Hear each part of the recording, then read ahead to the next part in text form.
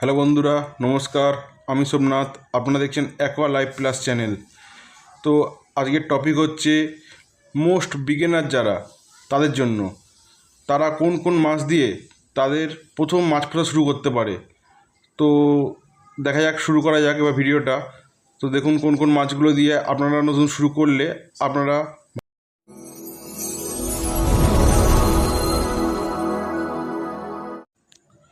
প্রথমেই আমি সাজেস্ট করব গাপ্পি মাছ করার।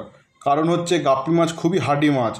তো গাপ্পি মাছ করলে এরা লাইভ ব্রিডিং করে এবং বাচ্চা দেয়, সেই জন্য আমি গাপ্পি মাছ করা সাজেস্ট করব।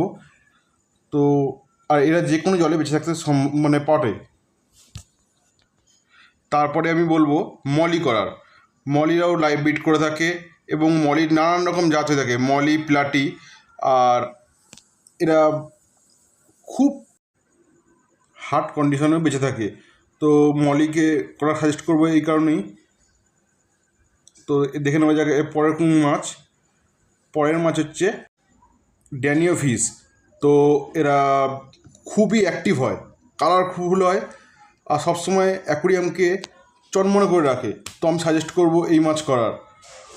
আর দেখা যাক এরপরে কোন মাছ করালে সুবিধা হয়। টাইগার বার্ব এবং টেট্রা, নানান রকমের টেট্রা মাছ করা যেতে পারে। তো টাইগার বার্বও খুবই অ্যাক্টিভ মাছ হয়। হ্যাঁ, এরা একটু ঝাঁকে রাখতে পছন্দ করে। তো টাইগার বার্বও আপনারা করতে পারেন।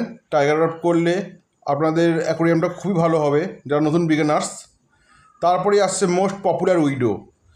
সেই কত রকমের কালার, অনেকটা বডিটা হচ্ছে অ্যাঞ্জেল মাছের মতো যেহেতু। তো এরাও এরা লাইভ বিট করে না, তো এদেরও করতে পারেন। আর এর পরের মাছ হচ্ছে অ্যালবিনো শার্ক আছে, রেডটেল শার্ক আছে, আরও নানান রকম যে এই গোত্রের শার্কগুলো আছে, তো এইগুলো করতে পারেন। এরা হার্ডি হয় এবং অ্যাকোরিয়ামের এলগি খেয়ে পরিষ্কার করে থাকে। তো আমি সাজেস্ট করবো এই মাছ করার। তারপরে হচ্ছে কার্প মাছ। এরা একটু বড় গোত্রের হয়, খুব তাড়াতাড়ি বড় হয়ে যায় আর খুবই অ্যাক্টিভ হয়, কালারফুল হয় যেহেতু। তো এই মাছ করতে পারেন। তারপরে হচ্ছে অ্যাঞ্জেল।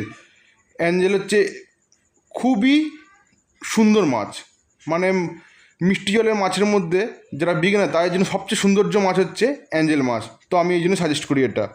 তারপরে হচ্ছে নানান রকমের ফাইটার আছে, তো ফাইটারও করতে পারেন। শেষ হচ্ছে গোল্ডফিশ। হ্যাঁ, গোল্ডফিশ একটু হার্ডি, একটু দেখাশোনা করে রাখতে হয়।